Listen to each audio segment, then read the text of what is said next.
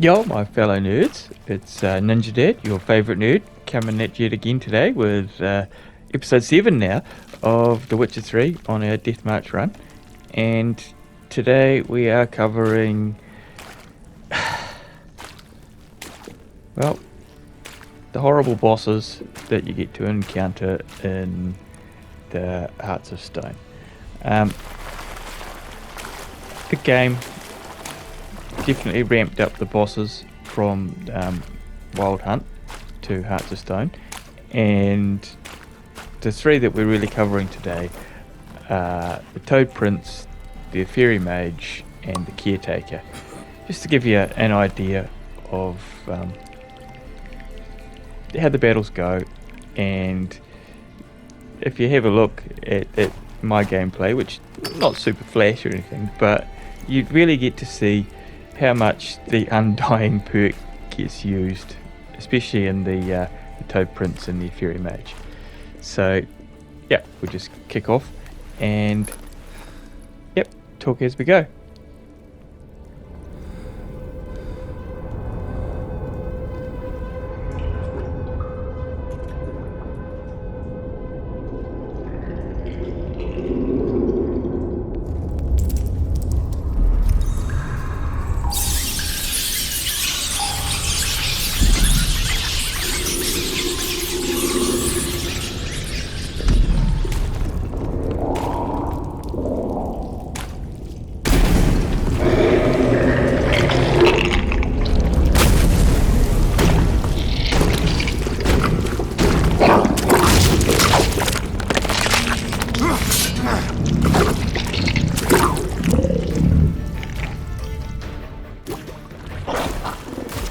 Yeah, so right from the outset, I just want to point out that Toad Prince is heavily poisoned.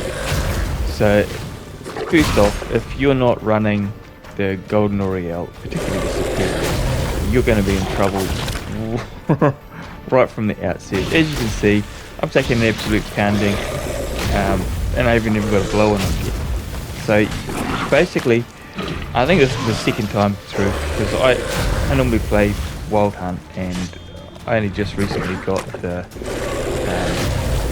Hearts of Stone and Blood and Wine, and I love both quite a lot. But this guy here, you've really got to find your rhythm. It's particularly particularly with this boss and the Caretaker, you really need to find your rhythm and attack with your rhythm. Poison. Now with the Superior Golden Oriole, you can actually utilise his poison attacks to heal. That's huge. So you'll see me occasionally running through the poison things a little bit just to try and get my life up a little bit more. And of course I'm running the Echidna and Ephemera decoctions, so when I do damage I heal, and when I use signs I heal, or stamina. The idea here is, well, like in most other things, it's a war of attrition. Figure out his attacks and then go from there. So that's why the Undying perk is actually pretty good, because gives you a little more time to figure shit out before you're reloading. And on Death March, it's not a hard thing to get done. But yeah, you can see how it goes, and he hits like a truck, and he's pretty fast, and you've just got to try. Like my fleet-footed perk helps me heaps here, which is the one there that I'm like dodging 100% damage when I'm dodging. That's huge in this game. Okay.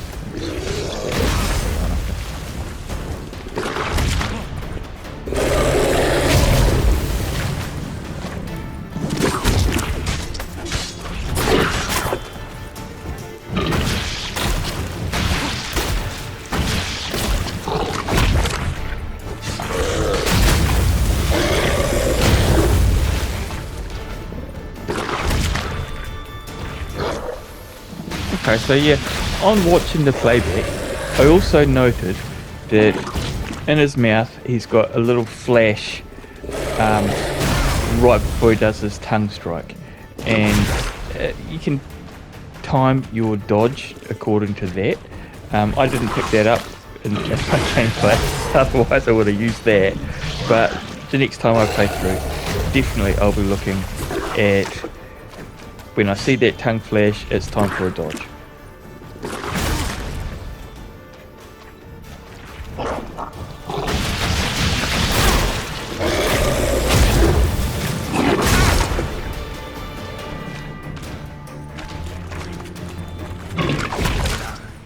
Yep, the other thing I noted, with particularly the Toad Prince, heavy attacks leave you exposed quite often for just too bloody long. The light attacks I was getting blows landing.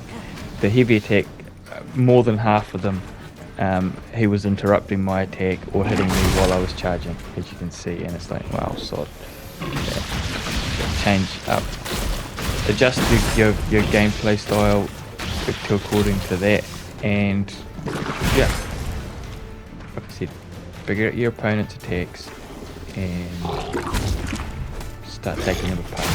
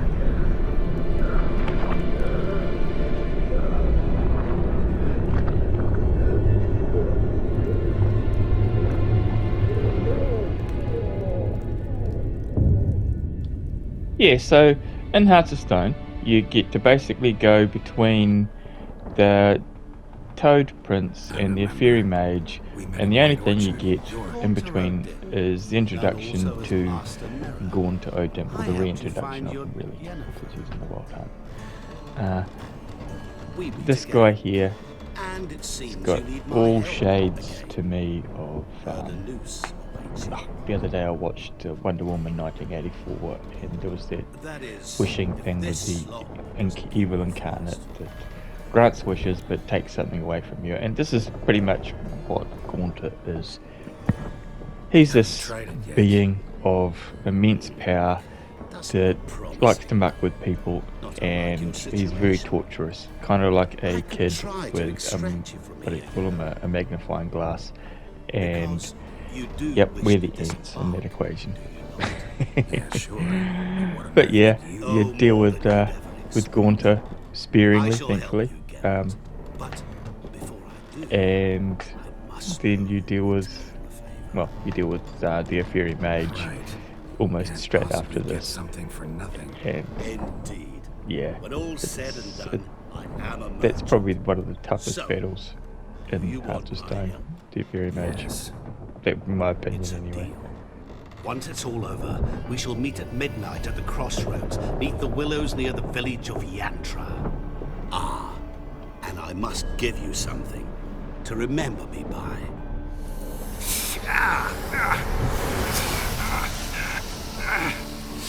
What's that?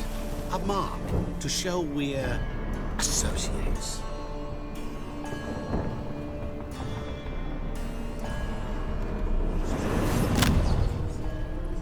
Who are you gabbing with? With no one. Never liked boats. Not one bit. They heave like devils. Make me stomach churn. It'd be prime to sleep through the whole thing.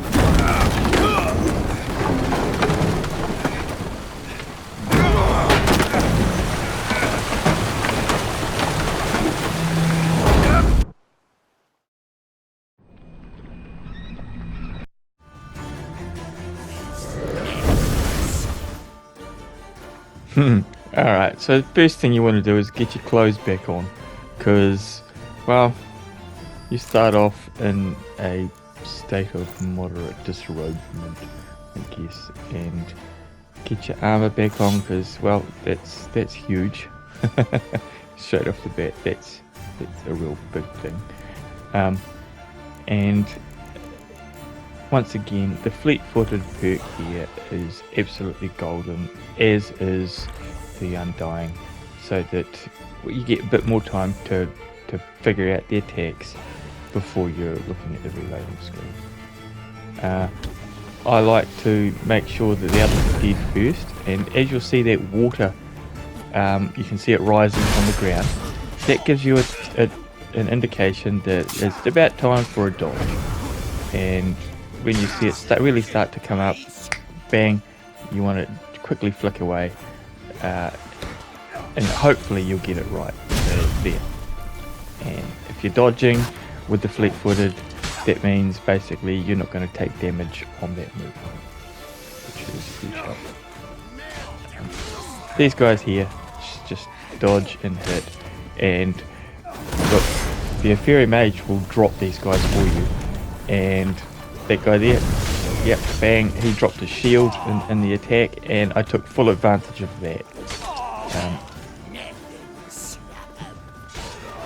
Sometimes you just gotta use the art of war, I guess, and take advantage of when the attackers attack each other. But yeah, once he's out the way, then the real battle starts with the ofieri mage. And as you can see, I get absolutely cleaned up here initially, and right here, my life gone, and a quarter of my life already gone through the Undying as well. Don't get caught in those big whirlwind things, because you'll just die real fast. My experience on that one.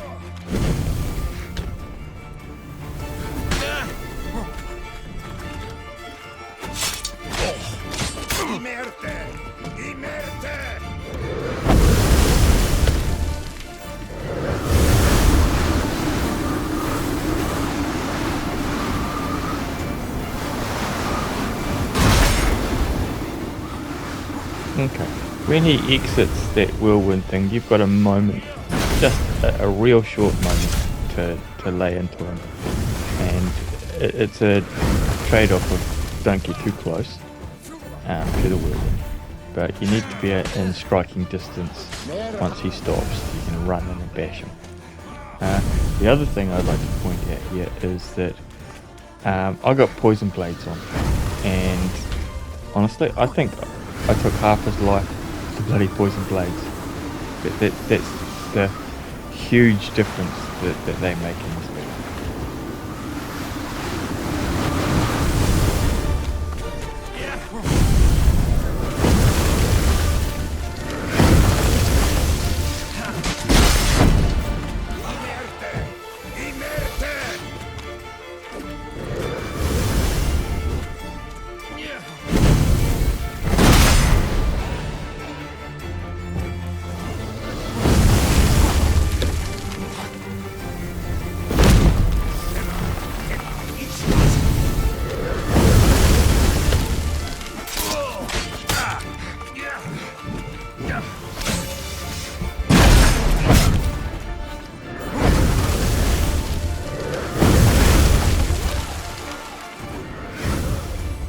Poison blades for the win, definitely there.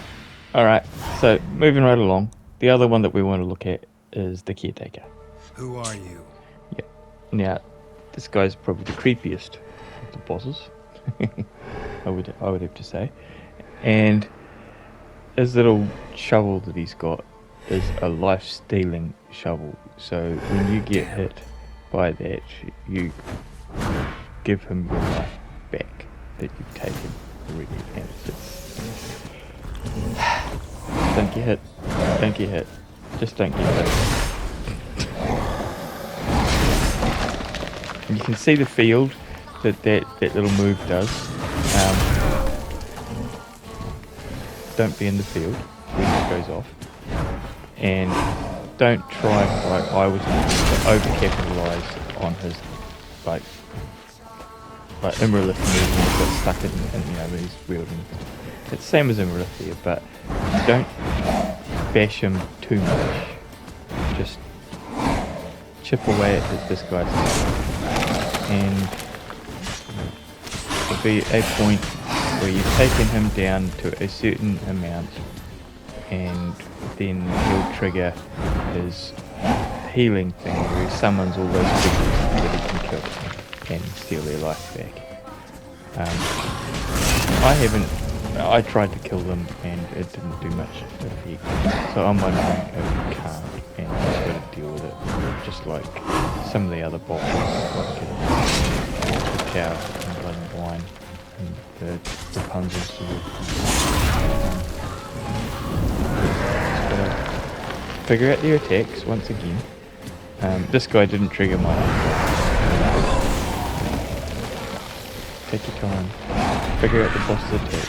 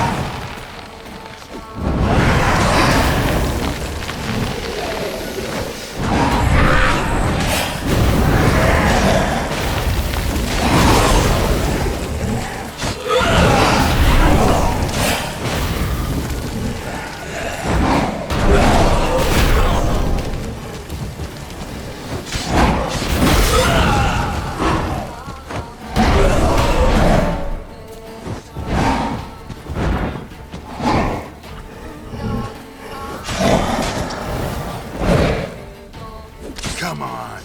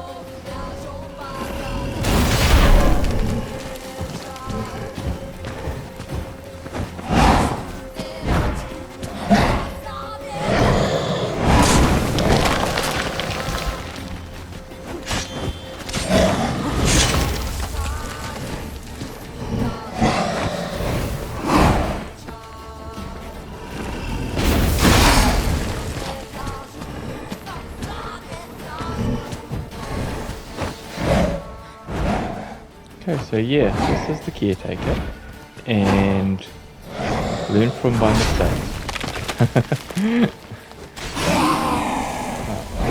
He's not as hard as the other two, but it can be a little frustrating when he gets his life back over. How long is this going to take? But just keep going and you'll get there. There's no real drama. He gets his life back each section and he's got to go through it. And you get to take his shovel as your trophy. Yeah. So yeah, that's the 3 bosses that I really wanted to show, and get to see that Hearts of Stone really stepped up with the boss battles. They made it. Well, it's frustrating, but it's enjoyable too because, like, you know, there's no real thrill in an easy victory. So yeah, finish out with beating Gaunter at his own game.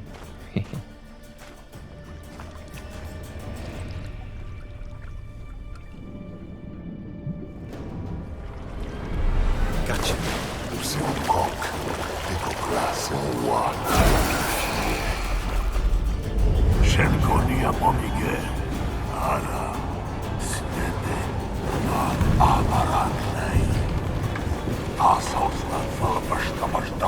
Be gone. You've lost. Yeah, and thanks very much for watching. There's been lots of fun showing this game, and we're getting through quite a bit of the gameplay. So yep, these are the Hearts of Stone bosses. Thanks very much for watching, and we'll catch you on the next one. Bye for now.